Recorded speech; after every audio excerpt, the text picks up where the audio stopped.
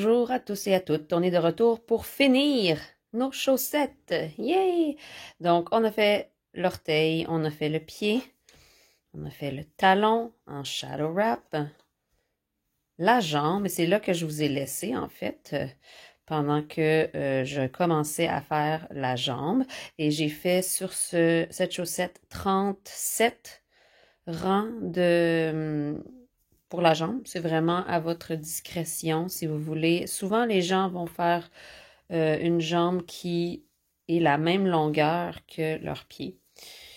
Donc, ça fait des belles proportions. Moi, je l'ai fait un peu plus court en sachant que j'allais manquer de laine. Et comme de fait, vu que c'est des restants, j'ai dû utiliser mon blanc de contraste pour terminer. C'est pas grave. Donc, on est rendu à faire le haut de notre chaussette. Donc, on va faire des côtes. Comme j'utilise la laine que j'ai déjà attachée, je peux commencer directement mes côtes. Sur cette chaussette, j'ai pris des côtes 2-2. Vous pouvez prendre des côtes 1-1, vous pouvez prendre des côtes 3-1. Utilisez la combinaison qui vous convient. Vraiment, c'est à votre discrétion. Je vais vous donner un petit truc par contre. Si vous commencez vos côtes directement après avoir fait une couleur contrastante avant et vous commencez les côtes, vous allez voir les petits bumps ici qui sont là vont être de la couleur de la laine contrastante. Ce n'est pas nécessairement un problème, mais si vous voulez un look plus clean pour la transition, une transition plus jolie, mettons, avant de commencer vos côtes dans la couleur contrastante, faites un rang de points à l'endroit et ensuite commencez vos côtes. Et dans ce cas-là, vous n'aurez pas cette espèce de transition un peu bizarre. Donc, je fais des côtes 2-2, simple. On fait deux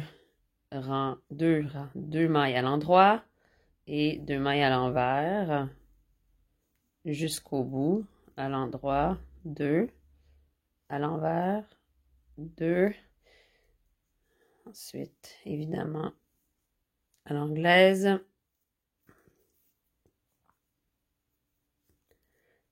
à l'endroit,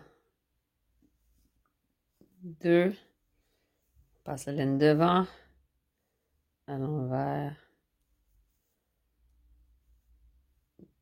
2, laine derrière, à l'endroit, 2, et à l'envers, 2. Donc, c'est pas plus compliqué que ça. On va faire le nombre de rangs qui nous convient. Sur cette chaussette pour enfants, j'ai fait 8 rangs. Et ensuite, on va faire un rabattage élastique. Parce qu'évidemment, on est sur des chaussettes et notre pied doit passer dans la chaussette. Hein? Donc, le problème avec les chaussettes en général, c'est de faire un rabattage ou un montage trop serré. Donc, je vais vous en parler dans quelques secondes, mais je vais juste vous montrer avant de continuer, avant de couper, puis de faire le restant de mes côtes, comment j'aime installer. Voilà, c'est quoi ce petit truc-là? Petite saleté. Moi, des fois, je tricote dans les parcs et tout, fait que là, il y a des petits bouts de trucs qui se retrouvent. Dans une laine blanche, ça paraît beaucoup. OK. Donc, ça donne comme ça pour ce nombre de mailles, mais ça ne sera pas toujours le cas. Puis dans ce cas-là, vous pouvez peut-être rajuster vos mailles. C'est pas nécessaire, mais moi, je trouve ça pratique. Ici, j'ai 2 mailles en droit. Envers, endroit. Puis je finis sur 2 mailles en droit. Donc, quand je commence de l'autre côté, je suis rendue à faire 2 mailles envers.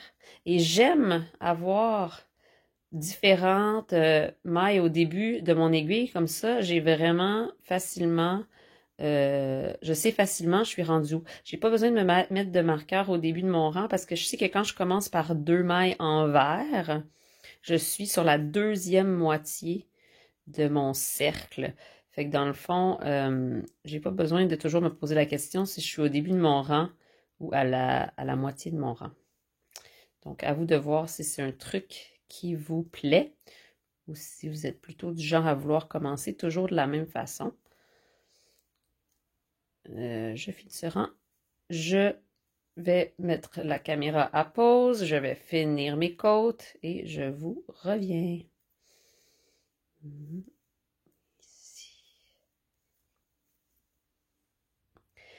Donc, me voilà de retour. J'ai fait toutes mes côtes et on est rendu à faire, à rabattre nos mailles et je vais faire un rabattage qui est super élastique puisqu'on va être sûr que les chaussettes vont arriver.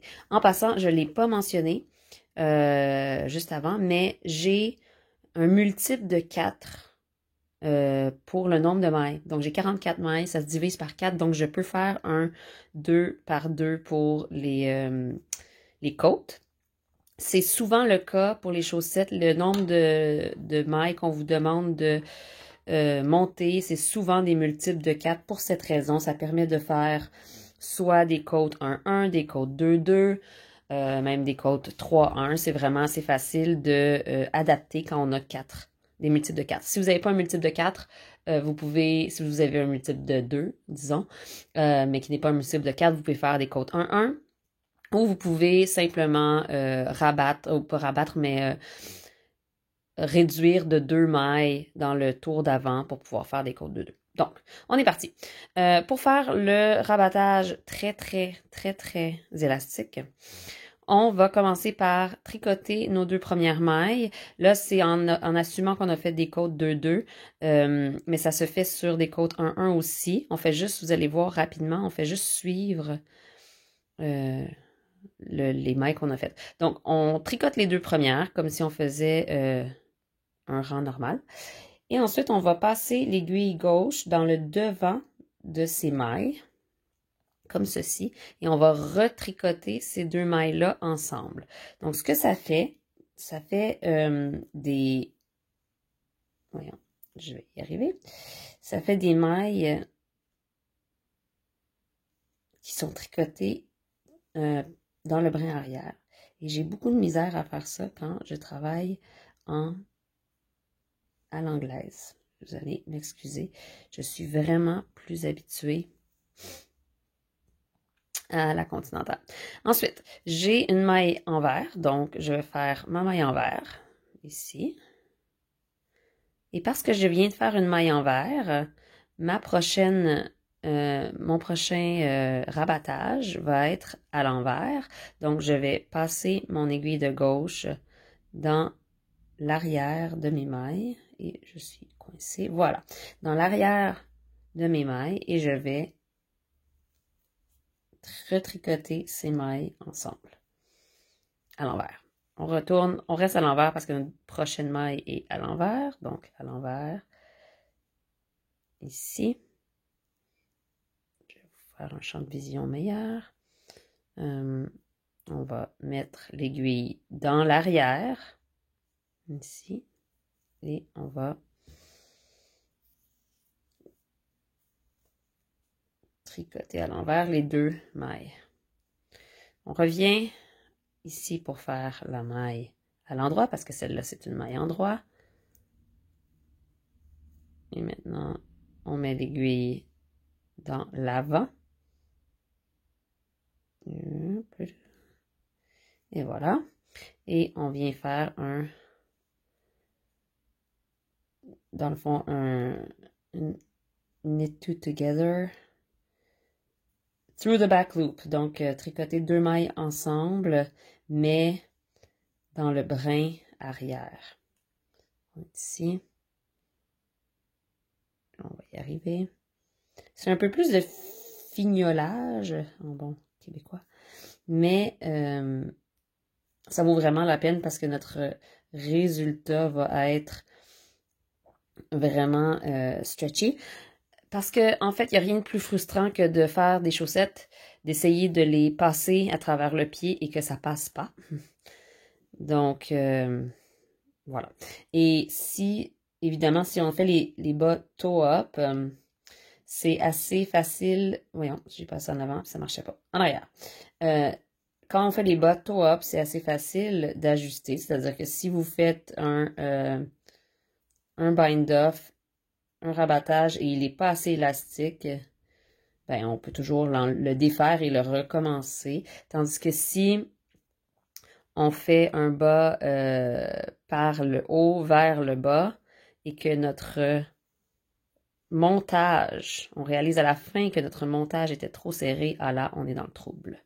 Ça se défait, c'est possible, mais c'est plus compliqué. Donc, là, je continue tranquillement. Je vous parle pas vraiment des motions que je fais, mais je pense que vous pouvez voir ce qui se passe. Et c'est vraiment juste important de lire son tricot, donc savoir ce qui s'en vient pour faire la bonne motion. On est là. Ici, oups. Et oui, c'est un petit peu plus difficile de attraper la laine parce qu'on retricote la même maille qu'on vient de tricoter. Donc, dans ce temps-là, la laine ne veut pas toujours aller où est-ce qu'on veut qu'elle aille. Il faut l'aider un petit peu. Il y a d'autres façons, évidemment, de faire des rabattages élastiques. Je trouve juste que celle-là est très simple, très facile à se rappeler, surtout. Et t'as pas besoin d'une aiguille parce qu'il y a des rabattages cousus.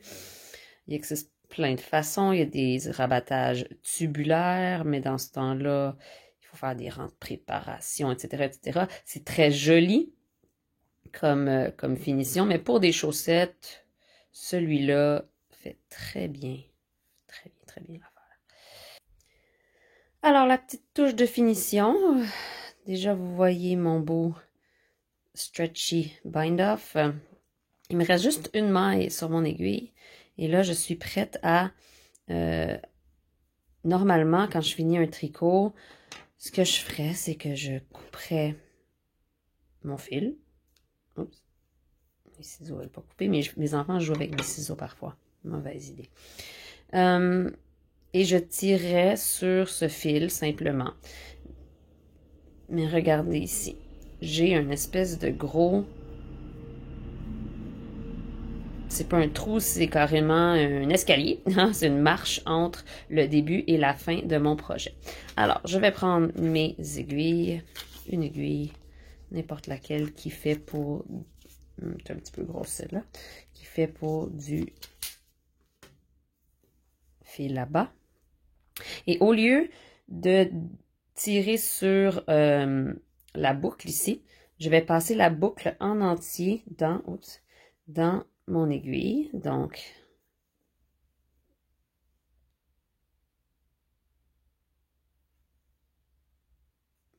oups. Donc, ma boucle est dans mon aiguille en entier. Hein. Attention de ne pas tirer le bout de fil qui reste. Vous pouvez faire un bout plus long hein, si vous avez peur de manquer. Donc, je vais aller trouver le début de mon rabattage qui est en fait juste entre les deux premières mailles. Donc, si vous voyez où est-ce que j'ai mes deux premières mailles ici, ces deux-là qui montent jusqu'en haut, je vais venir piquer ici dans le premier V de mon rabattage et je vais tirer la boucle au travers. Je vais enlever l'aiguille et je vais passer le fil dans la boucle et je vais tirer ça comme ça. Et je peux tirer un peu sur mon bind-off et tirer un peu sur mon fil. Et là, tout à coup, j'ai un rabattage qui vient se coordonner beaucoup plus. Et là, je vais rentrer ce fil-là après en arrière. Et on y voit que du feu. C'est vraiment assez subtil. Si c'est pas assez à votre goût, si c'est pas à la bonne place, on peut revenir puis venir passer dans le prochain V. C'est vraiment... vous pouvez voir un peu où est-ce que ça passe. Mais sincèrement, moi, je trouve que ça ici, ça fait très bien la job. Même ici, si on regarde ma chaussette, mon autre chaussette, je l'ai fait ici. Il y a un tout petit... il y a juste moi qui le sais, hein. Personne d'autre doit le savoir.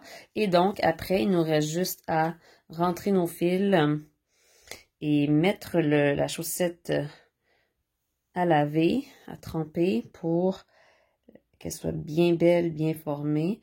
Pour rentrer les fils, vous y allez à votre façon. Il n'y a pas de façon parfaite, c'est-à-dire que il y en a plusieurs. Hein? Donc, moi, j'aime bien aller dans un... Voyons. J'aime bien aller dans une des jambes de mes V ici, puis juste aller chercher plusieurs mailles tout du long, le tirer pas trop fort et revenir un peu de l'autre côté, juste de quelques mailles. Et de cette façon-là, c'est ni vu ni connu. Ici.